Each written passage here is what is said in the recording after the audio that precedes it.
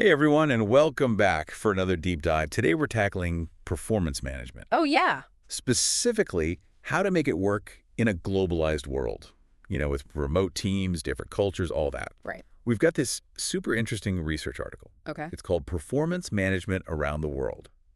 It's all about solving the standardization versus adaptation dilemma, Mm. and it's published in the I. M. Ranchi Journal of Management Studies.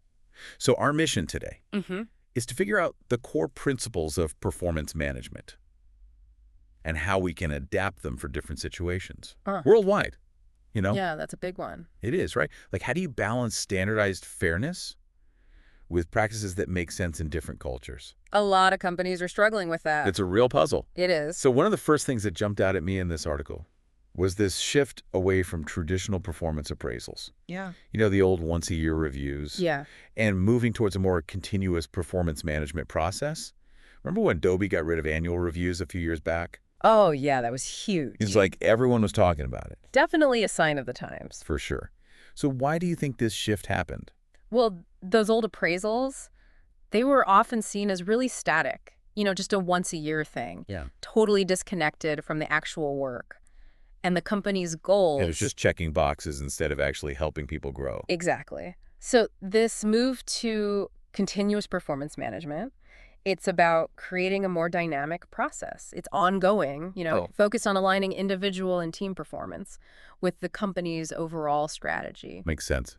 But then you add in globalization and remote work. Right. It's a whole other level of complexity. It is. You've got different cultures, different time zones. How do you even manage performance across all of that? Well, that's where adapting performance management to different contexts becomes so important. Okay, I'm following you. So how do we do that? The article outlines 5 universal principles. 5. All right, lay them on me. Okay, so the first one is called Cultural Congruence. Cultural Congruence. So what does that mean exactly? Basically, it means making sure your performance management system aligns with the values and norms of the culture where it's being implemented. Give me an example. Okay, so think about performance evaluations. In Western cultures, there's a big emphasis on outcomes and results. Right. But in a culture like China, for example, behaviors like showing respect for authority or teamwork, those are given much more weight. So a system that's all about hitting those numbers might not work so well in a culture where how you achieve those results is just as important. Exactly. If you ignore cultural context, it can really backfire. You're saying it could be demotivating for employees. Absolutely. Principle number 1, don't be a bull in a china shop. Right. Got it. What's the second principle? Strategic congruence. Strategic congruence. So making sure everyone's on the same page with the company's goals. That's the heart of it. It's about making sure everyone's contributions are meaningful. Okay, but how do you actually do that? Yeah. Especially when things are constantly changing. You're right. I mean, look at what happened during the pandemic. Yeah, the retail industry is a perfect example. Before the pandemic, a lot of retailers were all about in-store sales. Then suddenly, lockdowns hit. And they had to switch to online sales almost overnight. Exactly. And their performance management systems. They had to adapt just as quickly. Wow. What was a key performance indicator one day might be totally irrelevant the next. So it's not enough to just set goals at the beginning of the year. Right. Your system has to be as flexible as your business. That's strategic congruence. Got it. Principle number 2, stay agile, because the only constant is change. All right, what's next? Principle number 3 is about performance evaluation thoroughness. Thoroughness. Okay. Break that down for me. It means looking at the whole picture, not just the end result. Okay. So you measure both what was achieved and how it was achieved. So it's not just about hitting your targets, it's also about how you got there. Exactly. And that's especially important now when you've got all these external factors. You mean like a global pandemic? Exactly. These factors can impact an employee's ability to control outcomes. Right. So even if someone doesn't hit all their targets, you can still recognize their effort, their adaptability. Exactly. The article even gives an example of HSBC Singapore. Okay. They're evaluating employees on things like adaptability, teamwork, willingness to learn new skills, alongside their traditional performance metrics. That makes sense in a world where things are changing so fast. It does. Principle number 3, look beyond the numbers. It's about the journey, not just the destination. I like that. Okay, so what's principle number 4? That one's all about inclusiveness. Inclusiveness? And it actually has 2 key dimensions. 2 dimensions. Yeah. All right, I'm intrigued. Tell me more. The first dimension is about involving multiple stakeholders in designing the performance management system itself. So not just a top-down approach. Right. You get input from employees, managers, even customers to figure out what should be measured and how. So everyone has a say. Exactly. And then the second dimension is about gathering performance input from multiple sources as well. Hold on. I think that's the perfect place to pause. We'll pick up right here in part 2. So join us then for more on those multiple sources of feedback and to explore the final principle of effective performance management. See you there. So about those multiple sources of feedback. Yeah, you were saying the article suggests an alternative. Right, to those traditional 360-degree feedback methods. Because those can be a bit of a headache sometimes. They can. So many forms, so many ratings. You get lost in the paperwork. It's a lot. So what's this alternative? The article talks about the Performance Promoter Score. Performance Promoter Score. Or PPS for short. PPS. Okay, I've never heard of that before. It's actually adapted from the Net Promoter Score. Oh, you mean the one they use in marketing? Exactly. Like how likely are you to recommend this to a friend? That's the one. But how do you apply that to performance reviews? Well, instead of asking about a product or service, you ask something like, on a scale of 1 to 10, how likely are you to recommend working with this person? So it's not just about their technical skills. Right. It's about their teamwork, how they collaborate. Exactly. And then you can follow up with 2 more questions. Okay, what are those? Why did you give that rating? Right. And what could this person do to improve their score by just 1 point? So you get both quantitative and qualitative data. Exactly. And it's quick, it's standardized. It is. Plus, it translates well across cultures. Because it's so straightforward. Right. It can be used across different roles, different departments, even different cultures. Exactly. It's a great way to promote inclusiveness in performance feedback on a global scale. Okay, so principle number 4, inclusiveness, means everyone has a voice. But keep it concise. I love it. All right, on to the 5th and final principle. Drum roll, please. This one's a big one. I'm ready. It's all about effective feedback. Effective feedback. Making sure feedback is actually helpful and meaningful, and that it motivates employees to improve. This is where it gets tricky. It can be. Because we've all been on the receiving end of feedback that wasn't very constructive. Oh, yeah. Sometimes it feels more like a root canal than a learning experience. I know what you mean. So how do we get it right?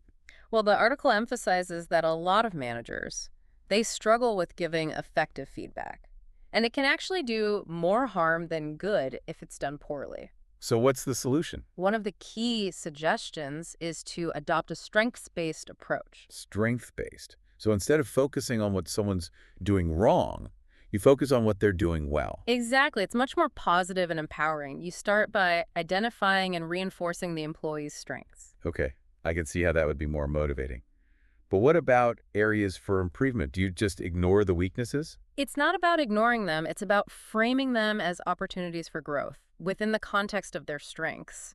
So, for example, if someone's a great strategist, but they're not so good at public speaking, you wouldn't just tell them to get better at presentations. Right. You'd help them use their strategic thinking skills to become a more compelling speaker. You're helping them develop their weaknesses by building on their existing strengths. Exactly. I love that it's so much more supportive and encouraging. It is. So principle number 5, focus on strengths to unlock potential.